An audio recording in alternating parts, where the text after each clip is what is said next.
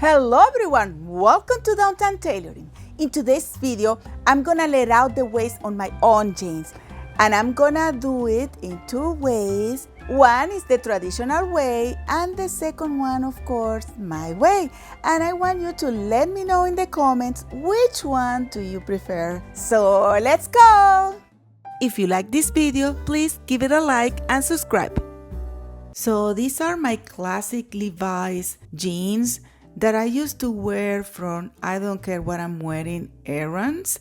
But now look at that. I'm missing almost 3 inches on the waist and just the waist. So what I'm gonna do today is an alteration that is very good for pregnant women, people with IBS, or people that just need to be relaxed in the abdomen. Because we aren't really adding material to the waistline, although we can, we are going to use a stretchy material. So we are going to use either elastic, there are all kind of elastic, we can use knit, we can use ribbon, or even we can use an old pair of jeans that is already stretchy. So let's start. We are going to remove everything that is in the way. In this case, I'm talking about the belt loop that is so close to the pocket. And my preferred way to do it is by shaving the thread until it pops out. Well, I pull it. We are going as well to remove the rivet, and for that I use pliers. If you know a better way to do it, please let me know in the comments, because I'm always so scared to break the material when I have to remove them. I use those pliers and then I try to go pulling out until it's gone. But I know that I should use better pliers, and even I had some, but I can't find them anymore.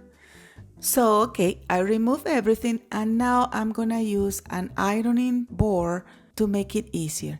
Because it's in an ironing board, I will just iron a little bit to make it a little bit flatter. I'm marking on the waistband the extension of the sides, and I'm gonna take an old Ziploc bag. You can use any plastic, it doesn't matter. Because what I'm gonna do is to make a small pattern of the section that I'm going to replace with the elasticized material. I'm going to the pocket, I'm marking the waistband, and I'm marking as well the top stitch on the pockets, because this will be at least my minimum that I'm doing. Today I'm gonna use fabric, so I'm gonna as well mark that I need the fabric folded at the top. It's just to work less. So I have my piece, here you go, it's very pretty. And I'm gonna check once more if it's okay. Yes, it's all good. So I can proceed to work. Now is the time for me to choose the material. I was tempted to use the ribbon, but I think these old jeans will do it. In that case, it's a little important for me, but not really so important, to mark as well the grain of the material, because in the jeans the grain of the material is very noticeable. So that's why I wanted to mark it so it doesn't look like going one place or to the other. I'm putting my two materials together, and where it needs to be folded, as you can see, because of the grain of the material, it's a little bit tricky. So what I'm gonna do now is to extend that pattern and make the pattern like if it were open. You see, I mark it folded, and then I mark the other side. Because I'm using plastic, it's very easy to see what I'm doing. I use as well a lot tracing paper too. Well, almost everybody uses tracing paper.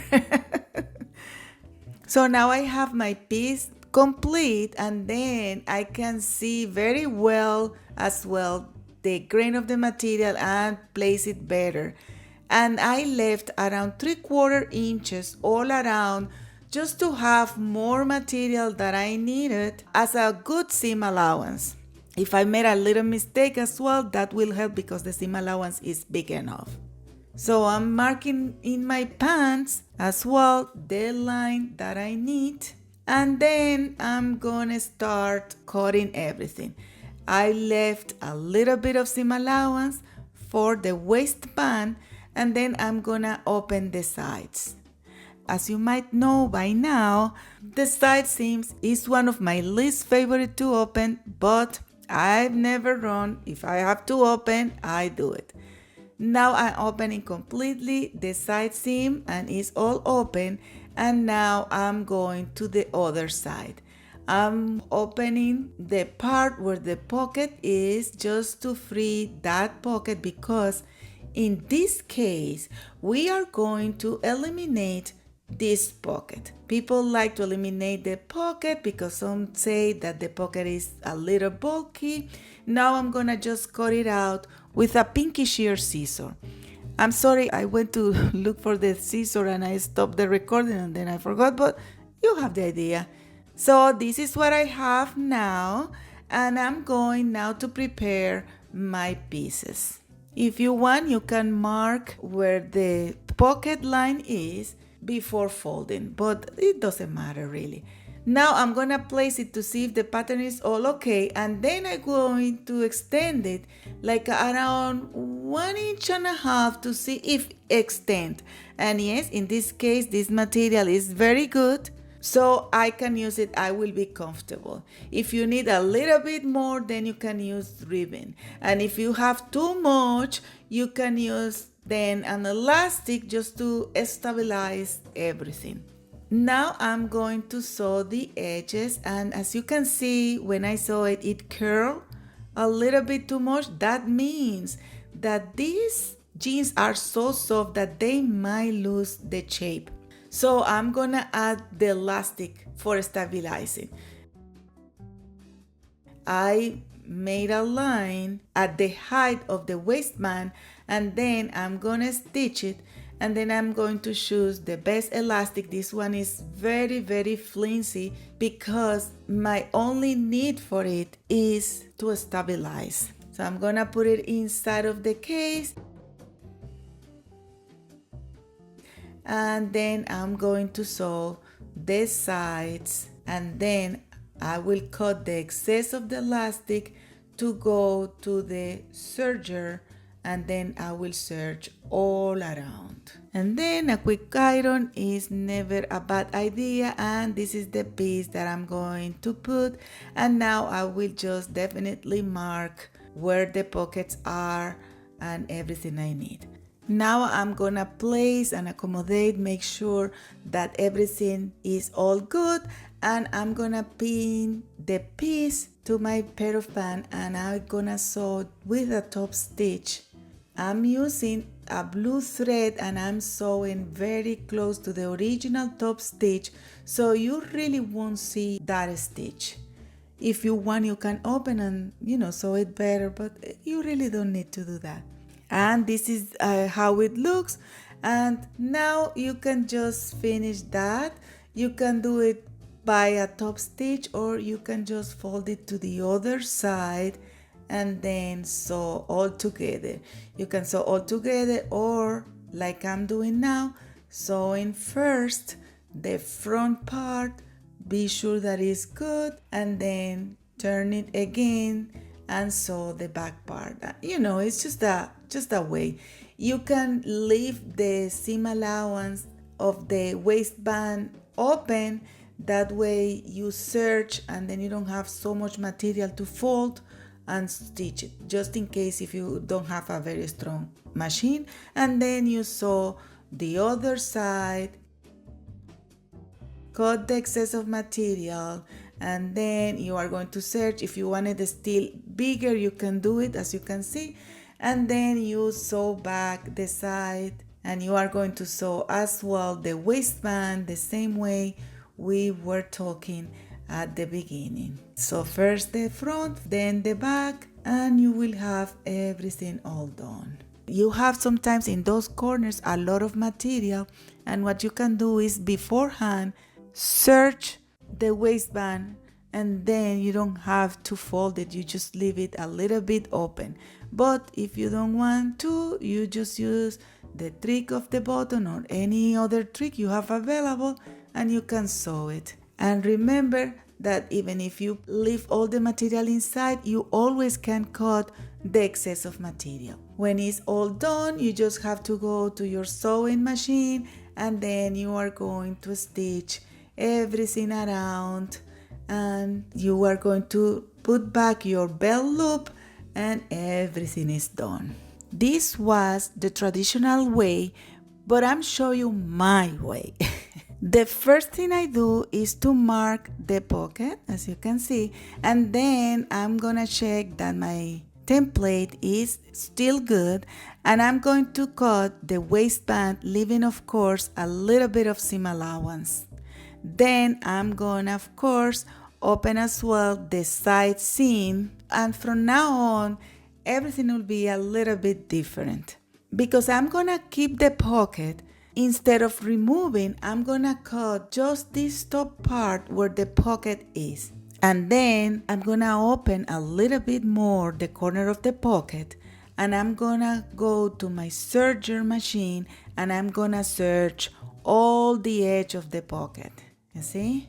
So we have still the pocket there, and I'm gonna go now to my table, and then I will just place everything in place very nice. And I have my piece that I prepared the same way I prepared the other, and then I'm going to place it to see that everything will be all good. Yes, and now I'm going to put it like a sandwich in between the pocket and the pants. See? And then I'm going to pin all around, make sure that the sides will match, and when I'm sure that everything is all good, I'm gonna go to my sewing machine and I'm going to make one stitch just inside the pocket, and then I'm gonna make another one just to make sure that everything will be nice and flat. And I get to keep my pocket and have more space.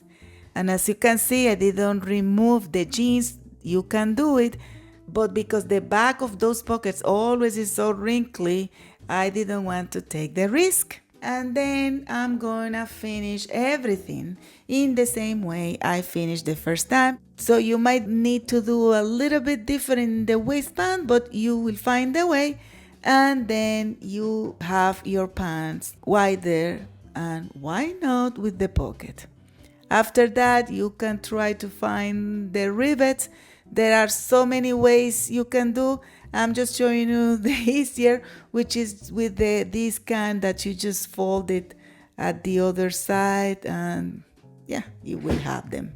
If it's the case, you might want to tack the pockets so they don't open. And it's all done.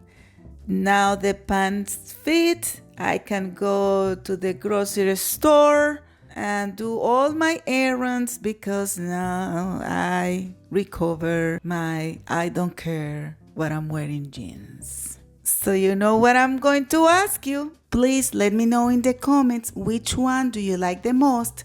And if you want to explore others' ideas on let out the waist, you can watch the next video. And if you find this video useful, please give us a like and don't forget to subscribe, share, comment. Bye!